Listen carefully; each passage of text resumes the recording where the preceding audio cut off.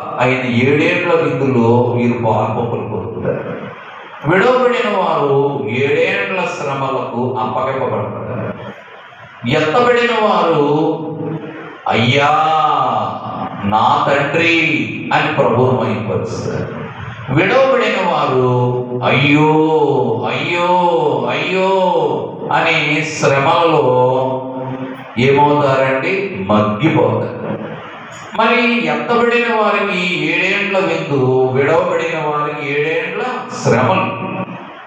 కాబట్టి మనం అందరము కూడా ఎత్తబడే వరుసలో ఉండడానికి కొరకే సన్నిధిని నేర్పడానికి దేవుడు బంగారు అక్షరాలతో బైబిల్ మిషన్ రాస్తారు. బంగారు అక్షరాలతో రాస్తారు. అమ్మ దేని రాశారు చెప్పండి? బంగారు అక్షరములతో బైబిల్ మిషన్ను దేవుడు తన చేవ్రాతతో రాస్తారు. కాబట్టి దేవుడు ఫాదర్ దేవదాసయ్య గారు బయలుపరిచిన బైబిల్ మిషన్ను అందుకున్న వారు ఆత్మజనులు, అందుకొని అందించిన వారు నీతిమంతుల గృహస్థులు, బేతేలు గృహవాసులు.